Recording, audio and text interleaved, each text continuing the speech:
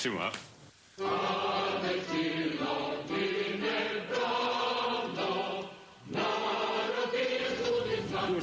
Druže, Učo, stani! Jel ima kakvih vesti od druga Gandalfa Belog i malog druga Froda i onog malog Sema? Kažu mi ljudi da taj drug mali Frodo nije ni zeru veći od puške Talijanke. Kako može on s onim malim nogicama da pregazi sve do Nemačke? Ja ne verujem. Nemoj ti da sereš, druže pukovniče, znaš? Mi iz okruga jesmo možda mali, ali smo najbolji borci. Da vidiš kako su to ljuti borci. Nemam ja ništa protiv vas sa zmijanja. Ajde pričaj, sad sozno i pričaj šta ima novo. Ma slušaj, drug Gandalf Beli javlja da su... Koji Gandalf? A Mitrandil. A Mitrandil? Siva lutalica, Vranuluin. Šta kaže? A javlja da je bitka kod Helmovog ponora dobijena. Sve smo orke potrali, Grima crv jezik je najuren. Pobegao kod onog Sarumana, ustaše u Izengard. A znaš li ti, druže Učo, da smo taj Grima, crv jezik i ja, od dve sestre jedne majke, dete, sestra ćerka, koju je ona izrodila. Pa moja mati se prezivala devojački crv jezik, Zorka crv jezik, ona je inače sa Banije.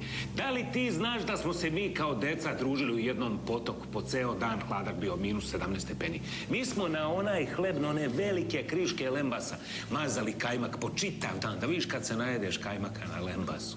Ne znam, druže pukovniče, ali kod nas je recimo bilo dosta od zmajevog mleka i kajmaka, base smo mi to dali, pa onog sira slanog. Da, slanog. On je 4 do 5 puta slanji od ovčijeg sira. Jel ti to znaš? Ja kako ne bi znao, mi smo sa zmajevima živeli zajedno, oni su nam morali, zato što su dolazili kod mog dede da im opravlja zube. Moj je deda bio zuvar za zmajeve, on razvuče, uzme ralo i preslicu i razvuče zmaju usta i uzme dleto i izbije, da li se zaglavi vuk ili ovca između prednjih zuba, nekad zna čitav stog svega da se zaglavi.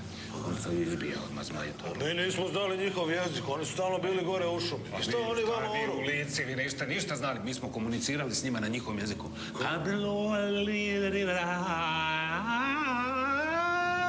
Maca! Izvini, družavču. Ne. Kakva je situacija sa entima?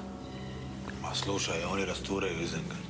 Neće ni Saruman ni Ustaše još dugo, to da ti ja kažem. Neka. Digo se drug drvobradi sa svojim španskim borcima i delje kamen po kamen, razumeš? Pa šta, zar nije drvobradi zagovarao taktiku nenapadanja i čekanja?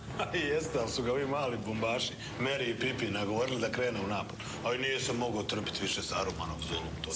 Sila su bombaši, sila su mali. Vragovi mali. A reci mi šta se dešava gore na jugu? Misliš kod Osgilijata? Kod Osgilijata, gde su ova dvojica, ovi mali s nogicama? A evo, udarili su SS Uruk-hai, udariše tamo na Osgilijat. Teško se ljudi brane, da ti ja pravo kažem, ali još gore tu su Nazguli. Nazguli veliki što lete crni, što ih jaše kralj veštac. Toga se ljudi boje i narod i vojska. Mada ima drugova i ja se zato zalažem. Da se vidi i da se ne veruje, razumeš? To recimo drug Simo Balać, Ilija Ličina, Dane Cicora. Ti ljudi su pravi ljudi, raskrstili su sa starim običajima. Vide i ne vjeruju, razumeš?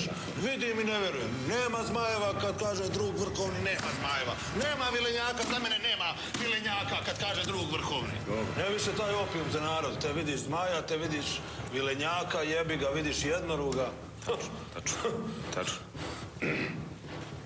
Bože, kad pomislim kako oni s onim malim nogicama gaze ovim. Opet ti, druže pukovniče. Ne, ja ništa protiv vas, ja samo mislim kako s malim nogicama gaze. Pa gaze kako gaze s malim nogicama, druže pukovniče. Ja ću sad zvati Smaju